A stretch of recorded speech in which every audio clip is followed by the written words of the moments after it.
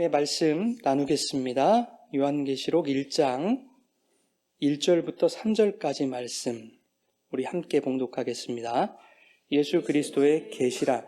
이는 하나님이 그에게 주사 반드시 속히 일어날 일들을 그 종들에게 보이시려고 그의 천사를 그 종 요한에게 보내어 알게 하신 것이라. 요한은 하나님의 말씀과 예수 그리스도의 증거 곧 자기가 본 것을 다 증언하였느니라. 이 예언의 말씀을 읽는 자와 듣는 자와 그 가운데 기록한 것을 지키는 자는 복이 있나니 때가 가까움이라. 아멘. 살아계신 하나님의 말씀입니다. 할렐루야. 주님의 은혜가 이 시간 여러분과 함께하기를 축원합니다. 이번 주부터는 말씀드린 대로 요한계시록 강해를 시작하도록 하겠습니다. 오늘은 첫 시간으로 계시록의 서론적인 부분들을 살펴보게 될 텐데, 성경 말씀보다는 요한계시록의 어떤 시대적 배경과 기록 연대와 다양한 해석적 접근들, 그리고 요한계시록의 여러 가지 문학적 특징들, 이런 것들을 두루두루 살펴보면서 과연 요한계시록은 어떤 책인지, 그리고 우리는 요한계시록을 왜 읽어야 되고 또 어떻게 읽어야 되는지, 그리고 궁극적으로 요한계시록을 우리에게 주신 하나님의 목적과 요한계시록이 오늘날 우리에게 미치는 영향과 기대는 무엇인지, 이러한 것들에 대해서 전반적으로 한번 나누어 보려고 합니다. 서론은 언제나 딱딱하고 또 어렵습니다. 힘이 듭니다. 그러나 서론은 단정한 옷 매무새를 위한 첫 단추와 같은 것입니다. 그래서 이 첫 단추가 잘못 끼워진다면 요한계시록의 전체가, 그리고 성경 전체의 모양새가 흉측한 몰골이 되어버릴 수도 있겠다 하는 겁니다. 급기야 성도들의 구원에까지도 영향을 미치게 될 수도 있다는 겁니다. 그런 의미에서 이 요한계시록 서론이 대단히 중요하다라고 하는 말씀을 여러분들에게 미리 드립니다. 신학생 때 종종 교수님들이 책을 한 권씩 이렇게 지정해 주시면서 학생들에게 발제를 맡깁니다. 발제를 맡은 사람이 그 책을 읽고 요약해서 수업을 이제 진행을 하는 거예요. 기간이 넉넉하면 좋으련만 발제를 맡은 날이 바로 코앞이면 얼마나 부담이 되는지 모르겠습니다. 그때 저는 이런 방법을 사용했습니다. 책의 서론과 도입부, 그리고 목차 등을 대충 훑어보고 마지막 결론부나 맺은말을 읽어보면 이 책이 대충 무슨 내용이구나 하는 것을 대략적으로 알 수가 있었습니다. 책의 전체적인 구조와 틀을 어느 정도는 파악할 수 있었습니다. 오늘 나눌 말씀은 요한계시록의 서론입니다만 동시에 요한계시록은 성경의 결론 부분이기도 합니다. 제가 이제 설교 패턴을 성경 강해로 끌고 가야 되겠다라고 마음먹은 후에 그 처음을 요한계시록으로 정한 것이 바로 이 점 때문입니다. 창세기부터 시작할 수도 있었고 또 사복음서 중에서 시작할 수도 있었지만 요한계시록을 처음으로 선택한 것은 성경의 결론부인 이 요한계시록을 우리가 정확히 이해해낼 수만 있다면 성도들이 성경 전체의 구조와 뼈대를 바로 세울 수 있을 뿐만 아니라 성경 전체를 통해서 하나님이 목적하신 그것이 얼마나 일관적이고 통일성을 갖고 있는지에 대해서 그 경이로움을 제대로 느낄 수 있지 않겠는가 하는 기대 때문이었습니다. 이 기대가 저와 여러분에게 현실로 다가오기를 축원합니다. 여러분은 요한계시록 하면 무슨 생각이 떠오르십니까? 어떤 단어들이 연상되세요? 비밀, 신비, 환상 이런 것들 떠오르십니까? 아니면 대환란이나 천년왕국이나 적그리스도, 각종 재앙들 이런 것들이 떠오르십니까? 요한계시록에 대한 여러분의 이미지는 어떻습니까? 두려움입니까? 아니면 용기입니까? 불안함입니까? 아니면 평안함입니까? 공포와 절망입니까? 아니면 기대와 소망입니까? 아마도 적지 않은 분들이 요한계시록에 대한 부정적인 이미지를 연상하실 것 같다는 생각을 저는 해봤습니다. 초대교회 시절부터 오늘날까지 이르기까지 요한계시록을 대하는 기독교의 자세와 태도는 매우 소극적이었습니다. 종교개혁자인 쯔빙글리나 루터 같은 분들은 요한계시록의 정경성에까지 의구심을 가졌습니다. 심지어 장로고 개혁주의의 대표자로 여겨지는 칼빈도 다른 성경 모두 주석을 썼는데 유독 요한계시록만큼은 주석을 쓰지 않았습니다. 그 이유 여러 가지가 있겠습니다마는 중세교회가 이 계시록을 신비주의적으로 해석해서 성도들을 우민화하고 있다는 것에 대한 이 분노가 종교개혁자들 가운데 확산이 되었고, 칼빈은 그러한 문제의 소지가 있는 요한계시록에 대한 주석을 굳이 집필할 이유가 없었던 겁니다. 사실 요한계시록은 주후 2세기에는 거의 사용되지도 않았던 책입니다. 그래서 초기 교부들의 저작들에서도 좀처럼 인용되지 않았던, 인기 없었던 책 중에 하나였습니다. 근데 재미난 것은 기독교 주변에 존재하던 소규모의 무리가 요한계시록에 대해서 관심을 갖기 시작했습니다. 그리고 어느새 그 소규모 분파들의 신학을 확립하는데 요한계시록이 지대한 영향을 주기 시작했습니다. 그러자 기독교 주류에서는 요한계시록이 그 분파들의 광신적인 신앙을 조장했다라고 보고 급기야 요한계시록의 정경성에 대한 의문을 가지기 시작했던 겁니다. 다시 말하면 신학적이거나 해석학적인 이유보다는 교회의 정치적 요인에 의해서 요한계시록에 대한 정경성 문제가 다루어지고 있었다 하는 겁니다. 요한계시록 자체에 대한 결함이 아니라 사용자들의 이해관계의 문제였다라고 하는 겁니다. 이러한 역사적 배경은 오늘날 교회에서 요한계시록에 대한 관심이 부족하게 된 원인을 제공해 줬습니다. 요한계시록은 여러 가지 신비적인 요소들을 포함하고 있기 때문에 초대교회와 중세교회에서도 그랬던 것처럼 시대를 막론하고 이단적 분파들에 의해서 이용당하고 변질되기 쉬운 그런 특성을 가지고 있었습니다. 그래서 오늘날에도 이단들이 핵심 교리를 만드는데 주로 사용하는 말씀들을 보면 그 중심에는 언제나 요한계시록이 있다라고 하는 것은 우리가 자주 살펴볼 수 있는 것이죠. 그래서 잘못 해석하다가는 이단에 동조하게 될지도 모른다라는 그런 염려 때문에 목회자들마저도 설교에서 요한계시록 다루기를 꺼려하고 있는 거죠. 성도들은 요한계시록에 대해서 매우 듣고 싶어 합니다. 그런데 목사는 강단에서 가르쳐 주지도 않으면서 이렇게 얘기하는 거죠. 자칫 이단에 빠질 수도 있으니 요한계시록 설교는 함부로 듣지 마십시오. 이렇게 경고하는 분들도 왕왕 계십니다. 이러한 분위기가요, 성도들로 하여금 요한계시록에 대한 잘못된 접근과 부정적인 인식을 심어주기에 이르렀습니다. 왜 이렇게 목사들이 요한계시록에 대해서 민감하게 반응을 할까? 왜 성도들에게 이렇게 조심시키는 것일까? 이러한 의문이 성도들에게 든단 말이죠. 그러면 그럴수록 계시록에 대한 궁금증은 더욱 커지게 되어 있어요. 그리고 이것이 잘못된 호기심으로 변하게 되면 계시록을 명쾌하게 풀어줄 수 있는 특별한 누군가를 찾게 됩니다. 그에 발맞춰서 성도들의 이러한 심리를 이용하는 악당들이 우후죽순처럼 생겨나게 돼요. 그 악당들은 또 이렇게 말하겠죠. 요한계시록은 신비와 비밀로 꽁꽁 감추어진 말씀이라서 아무나 해석할 수 없다고. 하나님이 특별히 선택하신 영통한 사람만이 제대로 해석할 수 있는 것이라고. 그게 바로 나라고. 이 신비를 깨닫는 특별한 자들에게만 주어질 보상이 바로 나를 통해서만 주어질 것이라고. 이렇게 사기들을 친단 말입니다. 여러분, 왜 요한계시록이 아무나 해석할 수 없는 특정한 사람들에게만 보여주시는 베일에 쌓인 비밀이 된 것일까요? 그 이유는 의외로 단순합니다. 사람들이 성경의 기능과 역할, 성경의 목적에 대해서 잘 모르고 있기 때문입니다. 그리고 성경을 제대로 읽지도 않기 때문에 그래요. 성경을 예수 그리스도의 십자가 구속의 은혜와 독생자를 보내신 하나님의 사랑이라고 하는 관점에서 읽어내지 못하면 이 말씀을 나의 삶에 어떻게 적용했을 때 나에게 세상적인 주어질까? 이런 식으로만 보게 됩니다. 이러한 관점으로 성경을 읽기 때문에 여러분 그런 현상들이 발생하게 되는 거예요. 성경의 목적은 그게 아니라고 하는 거죠. 디모데후서 3장 15절에 이렇게 말씀합니다. 우리 같이 읽겠습니다.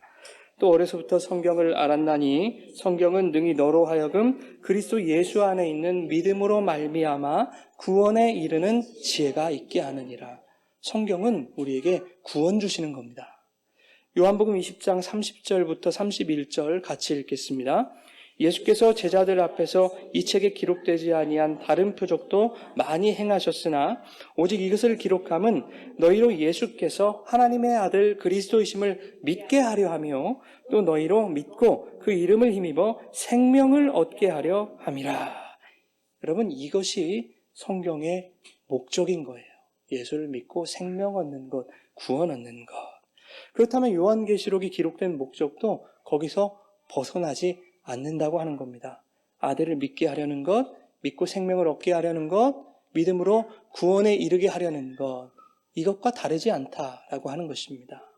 마틴 루터가요, 이런 말을 했습니다. 마귀는 우리를 그리스도가 없는 성경으로 인도하고 성령은 우리를 그리스도가 계시는 성경으로 인도한다. 이런 말씀을 했어요. 그 성경이, 그 말씀이 진짜 말씀이 되려면 그 말씀 가운데 분명 예수 그리스도가 있어야 되는 것이요. 근데 어째서 오늘날 성도들이 읽는 성경 속에는 그 예수가 없고 나의 장래일로만 가득한 겁니까? 왜 우리들이 읽는 요한계시록에는 예수님이 없고 나의 미래가 잘 되기 위해서 반드시 풀어내야 하는 신비와 수수께끼로 가득하냔 말이지요. 어째서 까딱 잘못하면 휴거받지 못하고 대환란 기간 동안에 생지옥을 경험하게 될 수도 있다는 그런 공포와 두려움으로 가득하냔 말입니다. 요한계시록을 읽을 때에. 요한계시록을 하나님의 감동으로 주어진 성경으로 보지 않고 미래의 길흉화복이나 점치는 주술로서 보기 때문입니다. 주술서로 보기 때문입니다. 여러분, 요한계시록은요, 그런 책이 아니죠. 요한계시록은 여느 성경과 마찬가지로, 아니 다른 성경들보다 더더욱 종말에 가시적으로 도래할 할 그 하나님 나라에 대한 기대와 소망을 갖게 하는 책이 바로 요한계시록입니다. 이 풍진 세상을 우리가 살아갈 때 때로는 지치고 힘들지만 이 요한계시록을 읽으면 읽을수록 예수 그리스도 안에서 이 세상을 능히 이길 수 있다는 용기가 솟구쳐 나오게 하는 책이 바로 요한계시록이라는 책인 거예요. 여러분, 요한계시록은 특별한 자들에게만 주어진 책이 아닙니다. 특별한 자들만 해석할 수 있는 그런 베일에 쌓인 책도 아닌 거예요. 본문 1절에 보면 여러분 뭐라고 나와 있습니까? 예수 그리스도의 계시라. 누구의 계시라? 예수 그리스도의 계시라. 우리 본문이 이렇게 시작하고 있습니다. 계시라는 단어, 이 아포칼립시스라고 하는 말은요, 드러난 것을 감추는 것이 아니라 오히려 베일에 쌓인 것을 드러내고 나타낸다는 뜻입니다. 감추어졌던 것을 보여주는 것, 이것이 바로 아포칼립시스, 계시라고 하는 단어입니다. 그런데 예수 그리스도의 계시라고 이렇게 말씀을 하죠. 이것은 예수 그리스도에 대한 계시다라는 뜻입니다. 종종 이것을 예수 그리스도로부터의 계시다라고 해석하는 주장들도 있습니다. 종합해보면 요한계시록의 이 계시는 예수 그리스도로부터 온 예수 그리스도에 대한 예수 자신의 계시입니다. 예수 자기 계시인 거예요. 즉 예수님 스스로가 당신에 대해서 나타내 보이시는 것이 바로 요한계시록이다 하는 것입니다. 어떠한 상징이나 신비, 환상이나 비밀, 이러한 것들이 요한계시록의 중심이 아니라 요한계시록의 중심은 바로 밝히 드러나 보이신 그 예수 그리스도다 하는 것입니다. 그런데 우리 1절을 계속해서 살펴보면 이 계시는 하나님이 예수님에게, 그리고 예수님이 천사에게, 천사는 또 요한에게 알게 하신 것이다 라고 말씀하고 있어요. 그런데 그 내용이 뭔가 봤더니 반드시 속히 일어날 일들에 관한 것이다 라고 성경은 말하고 있습니다. 반드시 속히 일어날 일들에 관한 것. 그렇다면 이 요한계시록의 내용은 반드시 속히 일어날 예수 그리스도의 일들에 관한 것이 되겠습니다. 3절에 뭐라고 말씀하냐면 반드시 속히 일어날 그 예수 그리스도의 일들에 관한 그것이 어떠한 자들이 받게 될 복에 관한 일이다라고 하는 것을 3절이 지금 말씀하고 있어요. 그 복이 뭘까를 한번 우리가 찾아보자는 겁니다. 3절 함께 읽겠습니다. 이 예언의 말씀을 읽는 자와 듣는 자와 그 가운데 기록한 것을 지키는 자는 복이 있나니 때가 가까움이라. 아멘. 이 말씀은 읽는 자, 듣는 자, 그 가운데 기록한 것을 지키는 자는 뭐가 있다? 복이 있다. 그렇게 말씀하시죠. 근데 이 말씀이 어디서 많이 들어봤던 말씀이에요. 구약의 말씀. 여호수아 1장 8절에서 우리는 이 말씀을 봤습니다. 이 율법책을 내 입에서 떠나지 말게 하며 읽으라는 얘기죠. 주야로 그것을 묵상하여 들으라는 얘기죠. 그 가운데 기록한 대로 다 지켜 행하라. 지키라는 얘기죠. 그리하면 내 길이 평탄하게 될 것이다. 내가 형통하리라. 무슨 말입니까? 복이 임할 것이다. 라는 것이죠. 오늘 본문 3절 말씀과 여호수아 1장 8절 말씀이 동일한 구조입니다. 자, 그런데 여호수아 1장 8절 말씀 이후에 9절 말씀에 뭐라고 말씀하는가? 우리 같이 한번 읽겠습니다. 내가 내게 명령한 것이 아니냐? 강하고 담대하라. 두려워하지 말며 놀라지 말라. 내가 어디로 가든지 내 하나님 여호와가 너와 함께 하느니라 하시니라. 아멘. 저는 오늘 본문 3절 말씀 다음에 여호수아 1장 9절 말씀에 이 내용이 포함되어 있다고 생각합니다. 생략된 것뿐이죠. 무슨 말입니까? 종말에 반드시 속히 일어날 예수 그리스도의 일들이 일어날 것인데 성도들아, 교회들아, 내가 너희와 함께 할 것이니 두려워하지 말아라, 놀라지 말아라, 강하고 담대해라 이렇게 말씀하고 있는 것입니다. 여러분, 하나님 여호와가 너희와 함께 하실 것이다. 이게 무슨 뜻입니까? 이게 무슨 말이죠? 우리 자주 얘기했던 건데 그게 임마누엘 아닙니까? 하나님이 너희와 함께 하신다. 임마누엘이죠, 여러분. 지금 하나님은요, 요한계시록 서두에서부터 예수 그리스도에 대한 계시를 밝히 드러내시면서 그 계시의 핵심은 바로 임마누엘이다.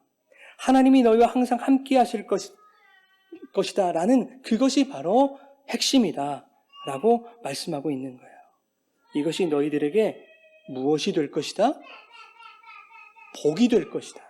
이 임마누엘이 너희들에게 복이 될 것이다. 이렇게 말씀하고 있는 거예요. 제가 자주 말씀드리죠. 성경이 말씀하고 있는 복이라는 것은 뭐라고 말씀드렸습니까? 임마누엘. 그 그리스도, 예수, 그분과 동행하는 것. 그것이 복이라고 말씀드렸죠. 그러니까 이렇게 성경이 일관적이지 않습니까, 여러분? 요한계시록 강의 준비를 하면서요, 제가 15권 정도의 주석과 서적을 지금 면밀하게 읽고 있습니다. 그리고 논문도 다소 읽고 있어요. 근데 어디에서도 이 임마누엘로 해석하는 것은 나오지 않아요. 그냥 제가 최초예요. 대단하죠? 네. 이단적 사상 아니니까 믿으셔도 됩니다. 네. 대단한 신학자도 아닌데 제가 자신 있게 말씀드릴 수 있는 것은 이것이 요한계시록의 분명한 주제다라고 하는 것입니다. 저는 확신합니다. 이 땅의 교회에게 이미 주어졌고 지금도 주어지고 있으며 장차 주어지게 될 임마누엘의 복, 다시 말해서 하나님이 우리와 함께 하시는 하나님 주권의 그 하나님 나라가 복으로 주어질 것에 대한 기대와 소망을 품게 하시려는 것이 바로 요한계시록의 목적이다라는 것을 저는 확신합니다. 요한계시록의 목적은 임마누엘이에요. 그러니 이 세상이 너희를 속일지라도 힘들게 할지라도 성도들아 두려워하지 말고 담대해라. 주님이 너와 함께 하셔서 이 세상을 반드시 이기게 하실 것이다. 주님이 승리하셨다. 이것입니다. 믿으십니까? 자, 그런데 앞서도 언급했듯이 오늘 본문의 계시의 말씀을 하나님이 예수님에게 전하셨고 예수님이 천사에게 그리고 천사가 요한에게 알렸다라는 거예요. 이렇게 순차적으로 알렸다는 거예요. 이를 통해서 우리가 추론해 볼 수 있는 것이 뭡니까, 여러분? 그 계시를 요한이 교회들에게 지금 알리고 있듯이 교회들 또한 다른 누군가에게 알려야 된다라는 것을 성경이 우리에게 지금 요청하고 있더라 하는 겁니다. 본문 2절 말씀 같이 읽겠습니다. 요한은 하나님의 말씀과 예수 그리스도의 증거, 곧 자기가 본 것을 다 증언하였느니라. 아멘.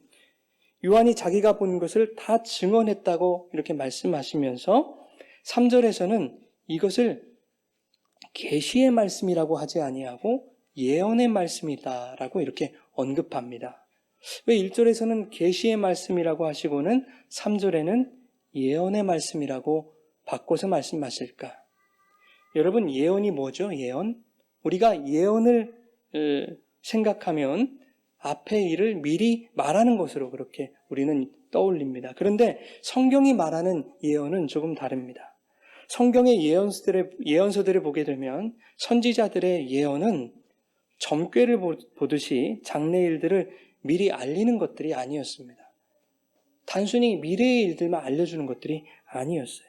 과거에 행하셨던 하나님의 역사하심을 재해석해내서 그것을 이스라엘의 현재의 신앙과 현재의 삶에 적용하는 행위이자 선포가 바로 선지자들의 예언이었습니다. 그리하여 현재 하나님을 반역한 이스라엘을 각성시켜서 하나님께로 그들이 지금 당장 돌이키게 하려는 것이 구약의 선지자들이 감당하던 예언이었어요. 예언은 지금 당장입니다. 지금 당장. 심지어 미래에 일어날 일일지라도 과거의 사건과 관련되어서 미래의 일들이 전개될 것을 그렇게 말하고 있어요. 예를 들면 이사야 40장 이후에 바벨론 포로에서 귀환하는 것을 과거 출애굽 사건을 근거로 해서 그것은 반드시 일어날 거야 라고 그렇게 선포하고 있다는 거죠. 이런 측면에서 예언으로서의 요한계시록은 단순히 앞의 일을 미리 말하는 내용이 아니라 선지자적인 선포의 성격을 갖고 있는 것이다 라고 말할 수 있을 것 같습니다. 그래서 본문 3절의 그 예언의 말씀이 점괘가 맞아떨어지듯이 그렇게 이루어질 것이다 이렇게 말씀하지 아니하고 이 예언의 말씀은 읽는 것이다, 듣는 것이다, 지키는 것이다 이렇게 말씀하고 있는 거예요. 예언의 그 예자는 한자로 미리 예자를 사용하죠, 여러분. 근데 다른 뜻도 있어요. 무슨 뜻이 있을까요, 여러분? 맡길 예로 사용하기도 합니다. 우리가 월급 받으면 은행에 맡기죠. 그것을 예금이라고 얘기합니다. 그것처럼 하나님의 계시가 교회들에게 맡겨진 것입니다. 그것을 예언이라고 하는 거예요.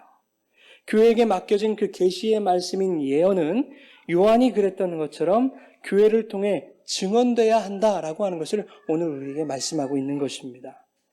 요한계시록이 기록된 당시에는 인쇄술이 발달되지 않았어요. 그래서 기록된 말씀을 문서로 읽는다는 것이 매우 제한적이었을 거예요. 읽는 자가 많은 듣는 자들 앞에서 낭독하는 형식을 취했을 겁니다. 그렇게 읽고 듣는 중에 그들은 이 말씀의 뜻이 무엇인지 알아차렸을 것이고 각자의 삶의 자리에서 그 말씀을 지키면서 살았을 거예요. 왜요? 그게 복 있는 삶이니까. 3절이 그렇게 말하고 있잖아요. 당시 요한계시록의 독자와 청자들에게 있어서 요한계시록의 해석은 특별히 영통한 사람들에게 주어진 특권이 아니었다는 겁니다.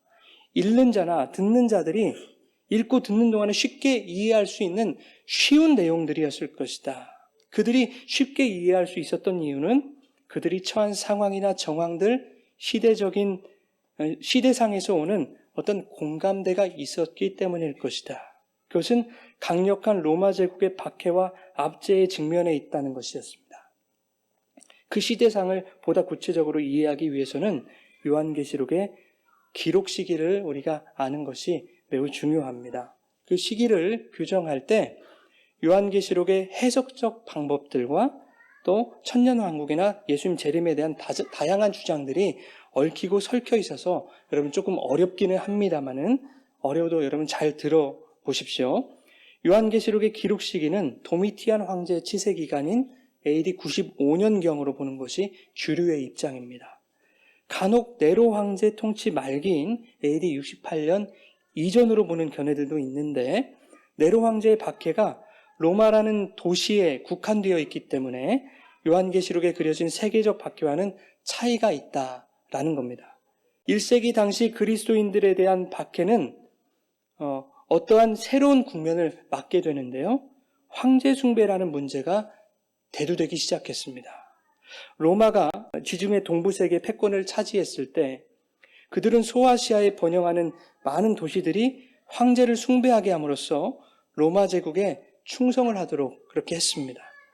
네로 시기에 이르러서 황제 숭배는 하나의 종교적인 제도로 견고히 자리매김하게 됐어요. 그러나 네로 치하의 기독교 박해 원인은 황제 숭배를 거부한 것 때문이 아니었습니다. 그 당시에 로마에 대화재가 일어났었거든요. 그래서 그 대화재에 대한 책임을 전가할 어떤 그룹이 필요했던 거예요. 로마는 그 그룹을 그리스도인들로 지목한 겁니다. 그것이 박해의 원인이었어요. 그런데 도미티안 황제 재위 기간에 와서야 황제를 신으로서 존경하지 않는 것이 처벌당할 행위가 되었습니다. 법적으로 그건 안 돼, 이렇게 금하게 되었던 거예요. 도미티안의 통치가 진행되면서 사람들은 도미티안을 주님 혹은 신으로 불렀습니다. 도미티안 황제 역시 점점 자신의 신성이 잠재적으로 위협이 된다고 생각하는 집단들을 억압하고 핍박했습니다. 그리스도와 황제, 그리스도와 이 황제의 칭호 카이사르에 대한 각각의 충성들이 있었을 거예요. 어떤 사람들은 그리스도는 그리스도에게 충성을 했을 것이고 또 일반 백성들은 카이사르 이 황제에게 충성을 맹세했겠죠. 이 두 개의 충성 사이에서 발생할 충돌을 우리가 짐작을 해본다면요. 요한계시록 기록 시기가 도미티안 황제 재위 기간이다라는 것을 우리 부정할 수가 없습니다. 그런데 여전히 요한계시록의 기록 시기가 네로 황제 재위 기간이었다고 주장하는 사람들의 그런 목소리가 적지 않습니다. 요한계시록을 해석함에 있어서 과거주의적 방법으로 접근하는 사람들이 그렇게 주장을 합니다. 그들은 주로 후천년설을 주장하는 경우가 많은데 후천년설은 지상에서 천년왕국이 있은 후에 예수님이 재림하신다라고 하는 견해입니다. 이러한 과거주의자들은 요한계시록의 주된 예언들이 AD 70년에 있었던 그 예루살렘 멸망으로 이미 성취되었다고 봅니다. 혹은 로마의 멸망과 함께 성취되었다라고 그렇게 보고 있습니다. 즉 계시록에 나와 있는 모든 환란의 내용들이 네로 시대에 핍박을 당했던 이스라엘에 관한 것이다라고 그렇게 주장하고 있는 거예요. 그러나 그렇게 된다면 요한계시록의 마지막 장들에 묘사되고 있는 그 결정적인 하나님의 승리가 단 한 번도 성취된 적이 없다는 그런 문제가 발생하게 돼요. 그리고 AD 70년 예루살렘이 멸망한 이후의 시대를 살고 있는 사람들과 이 요한계시록은 어떠한 관계도 없게 되는 거예요. 그러면 우리는 요한계시록을 볼 필요가 없는 건 아니겠어요? 70년에 이미 성취된 것을 오늘 우리가 볼 필요가 없는 거예요. 그러나 성경은 시대와 지역을 초월한 모든 자들에게 공통적으로 적용되는 하나님의 말씀이기 때문에 이 주장은 틀린 겁니다. 그런가 하면 미래주의적 접근 방법을 취하는 사람들은 주로 세대주의자들인데 그들은 세대주의 전천년설을 주장합니다. 교회 시대가 끝나갈 즈음에 예수님이 공중으로 재림하셔서 교회가 휴거를 받고 휴거받은 자들은 공중에서 7년 동안 공중 혼인잔치를 하게 됩니다. 그 기간 동안에 지상에서 어떤 일이 일어나냐? 7년 대환란이 시작돼서 믿지 않는 자들과 유대인들, 이스라엘이 고난을 겪게 됩니다. 이때 유대인 14만 4천 명이 회심하게 되고 그들의 회심을 본 많은 이방인들도 하나님의 살아계심을 깨닫고 회심을 하게 됩니다. 이것을 두고 볼 수 없었던 사탄이 7년 대환란이 끝나갈 무렵에 아마겟돈 전쟁을 일으킵니다. 그때 공중에 계시던 예수님이 지상에 재림하셔서 이 전쟁을 승리로 이끄시고 천년 왕국이 지상에서 이루어진다라고 하는 겁니다. 그런데 천년 왕국이 끝나갈 즈음에 다시 사탄이 일시적으로 노임을 받게 돼요. 그래서 곡과 마곡의 전쟁을 사탄이 일으킵니다. 최후의 발악을 하는 거예요. 이 전쟁을 통해 사탄은 영원히 패하게 되고 드디어 최후의 심판이 이루어진다는 것이 세대주의 전천년설입니다. 이렇게 주로 세대주의 전천년설을 주장하는 미래주의자들은 계시록 4장부터 나오는 모든 내용을 미래 시대에 관한 것으로 간주합니다. 그들은 7년 대환란이 교회의 휴거 이후에 일어나는 일이라고 주장을 하고 있는데, 그렇게 되면 요한계시록 4장 이후의 기록들, 즉 7년 대환란 기간에 일어나게 될 일들에 대한 그 기록들은 이 교회들과 전혀 상관이 없게 되는 거예요. 왜냐하면 교회는 그 대환란 기간 이전에 이미 휴거를 받을 것이기 때문에 4장 이후의 기록들과 이 교회는 아무런 상관이 없게 되는 겁니다. 그렇다면 우리가 요한계시록을 공부할 이유가 없는 거 아니겠어요? 또한 1세기 당시의 수신자들에게 어떠한 특별한 의미도 주지 못하는 그런 책이 되는 것 아니겠습니까?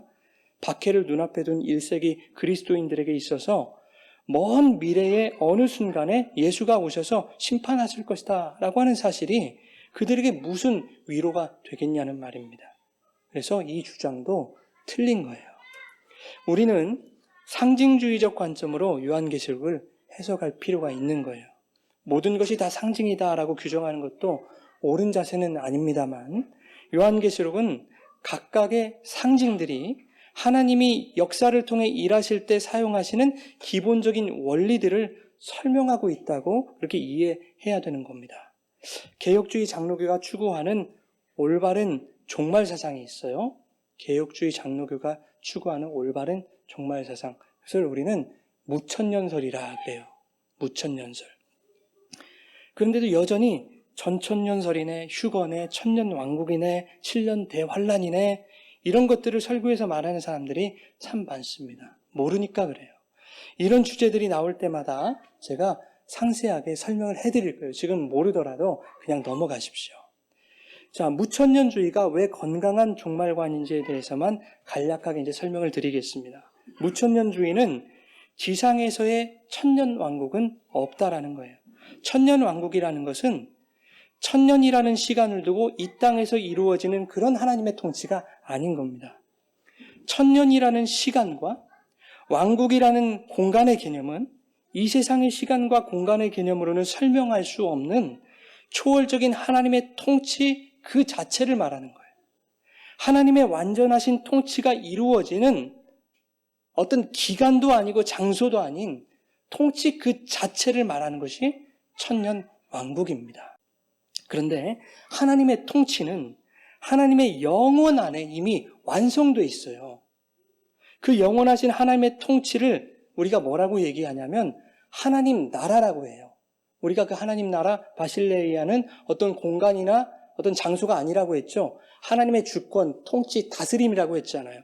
그래서 영원하신 하나님의 통치를 하나님의 나라라고 하는데 그것이 바로 천년왕국입니다, 여러분. 그런데 그 영원에 계신 하나님의 나라가 예수 그리스도로 이 땅에 오셨죠? 그렇죠? 때가 찼고 하나님의 나라가 가까이 왔다 그러잖아요, 복음서에. 예, 그 하나님의 통치, 그 영원 속에서 완성된 천년왕국, 하나님의 나라가 예수 그리스도로 이 땅에 오셨단 말이에요. 그래서 하나님의 그 통치가, 그 천년왕국이 하나님의 영원히 이 세상에 침노해 들어오신 거예요. 예수 그리스도로. 천국은 어떤 자들의 것이다? 침노하는 자들의 것이다. 이 말은 무슨 뜻이냐면 천국은 천국으로부터 침노를 당하는 자들의 것이다 라고 하는 거예요. 그래서 이 세상을 살고 있는 우리들에게 천국이 침노해 들어오는 거예요. 그래서 천국이 우리의 것인 거예요. 우리가 천국을 막 빼앗는 것이 아니란 말입니다. 자, 도미티안 황제 때 그 로마의 억압과 압제와 핍박에 직면한 1세기 그리스도인들에게 또한 거대 자본과 물질 문명이 왕으로 등극해 있는 이 세상 속에서 세상의 가치와 힘의 논리, 핍박과 폭력에 시달리는 오늘날 그리스도인들에게 영원 속의 그 하나님 나라, 그 통치, 그 왕국이 침투해 들어온 거예요. 그래서 여러분, 우리는 지금 어디를 살고 있어요? 무엇을? 천년 왕국을 살고 있는 거예요. 우리가 이 세상에서도. 계시록 19장에 보면 어린 양의 혼인잔치에 대해서 기록하고 있죠. 그곳에 누가 있습니까? 어린 양의 혼인잔치 때 누가 있어요? 허다한 무리가 있고 어린 양의 신부들이 있고, 그렇죠? 저와 여러분이 거기 있다는 거예요, 여러분. 이거는 미래에 있을 어떤 일에 대해서 얘기하고 있는 것이 아니에요. 지금 하늘나라에 완성되어 있는 실제를 말하고 있는 거예요. 우리에게는 그것이 아주 먼 미래 같지만 하나님의 영혼 속에는 이미 그것이 완성되어 있는 거예요. 천년 왕국으로. 그래서 20장 6절에 보면 뭐라고 말씀하냐? 그곳에는 그들을 다스리는 권세가 없고 도리어 그들이 하나님과 그리스도의 제사장 되어 천년 동안 왕노릇할 것이다. 이렇게 말하고 있어요. 그들이 다스리는 권세가 없다는 것은 전천년설처럼 공중에 재림했는데, 예수님이 재림했는데 여전히 악이 지배하는 아마겟돈이 존재한다거나 또 곡과 마곡의 전쟁이 기다리고 있는 그런 어처구니 없는 일이 없는 곳이라는 얘기예요. 완전한 하나님의 통치가 이루어지는 그 나라, 그 천년 왕국에 저와 여러분이 이미 왕으로 존재해 있다라고 하는 말씀인 거예요. 이미 완성된 하나님의 영혼 속에서. 지금 나는 여기 있지만 저기도 있는 거예요, 여러분. 근데 여기는 아직 미완성이지만 저기는 이미 완성이다 그 말입니다, 여러분. 그게 천년 왕국이다 하는 거예요.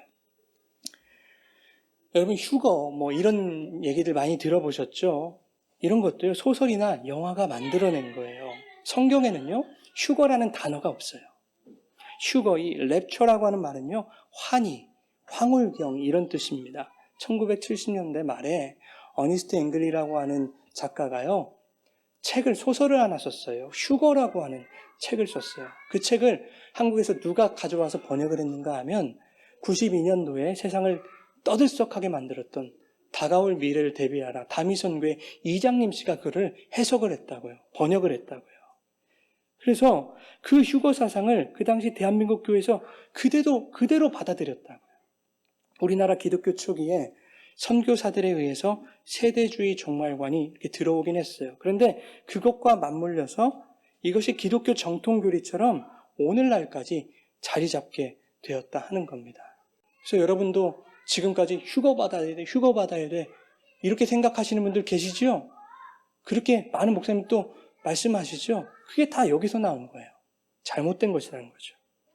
여러분 데살로니가전서 4장에 보면은요 주님이 나팔 불고 강림하셔서 공중에서 주를 영접하게 하실 것이다 이렇게 말씀 나와요. 그렇죠?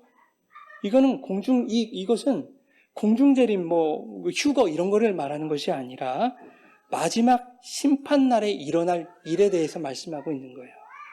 주님이 잠시 공중에 재림하셔서 일부만 데려가시고 다시 일시 재림하셔서 아마겟돈 그 전쟁을 정리하셨다가 나중에 다시 오셔서 또 곡과 마곡의 전쟁을 정리하시고 나머지를 또 이제 데려가시는 그런 이론들은요 성경적이지 못한 거예요.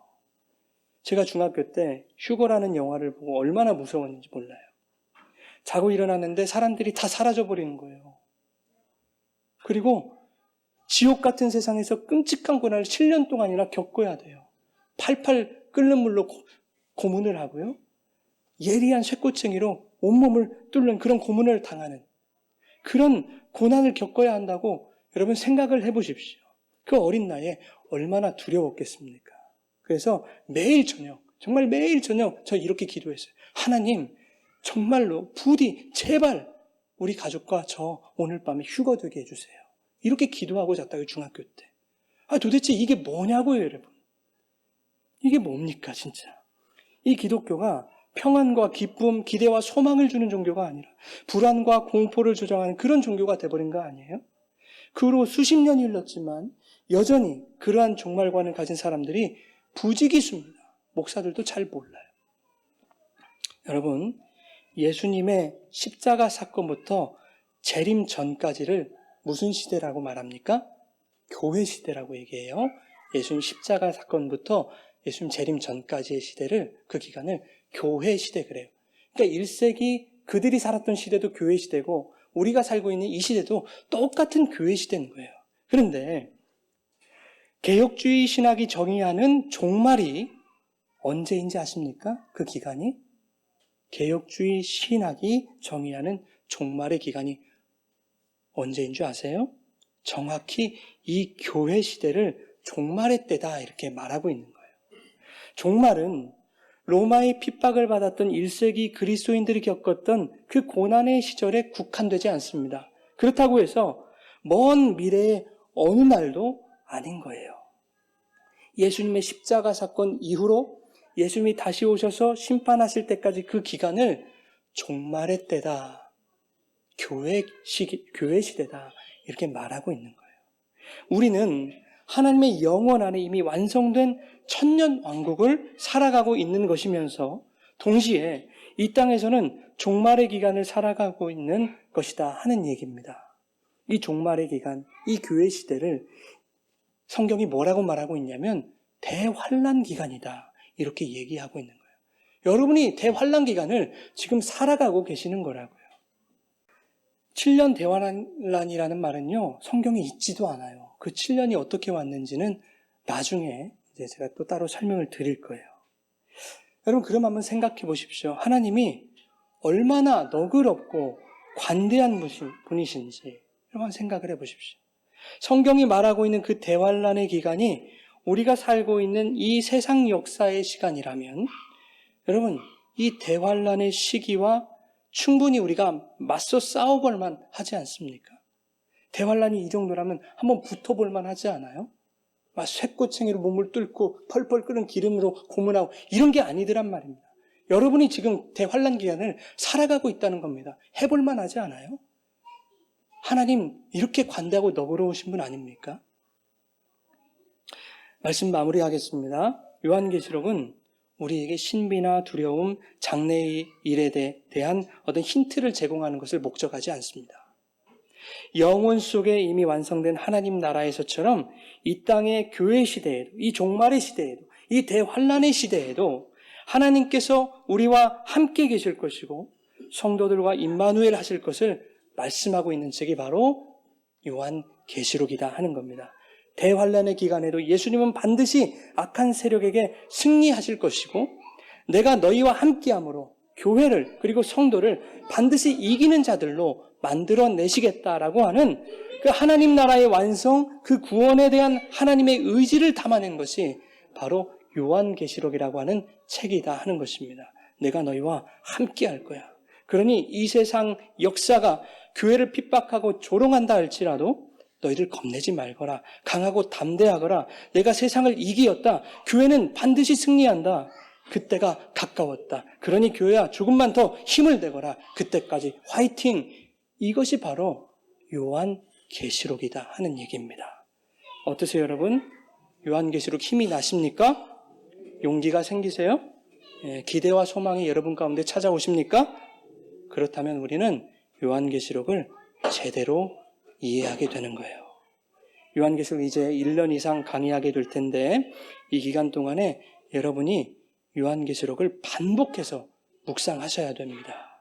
일주일에 한 번씩, 적어도 한 달에 한 번은 꼭 읽으시면서 우리가 살아가는 삶의 현장 속에서 일어나는 어려움과 고통들, 그리고 세상의 핍박들 속에서 하나님이 우리 교회들의 삶을 어떻게 주관하고 계시는지, 그리고 어떻게 이끌어가고 계시는지 그 환희와 경이로움을 여러분들의 삶 속에서 그리고 말씀 속에서 경험하게 되시기를 주님의 이름으로 축원합니다.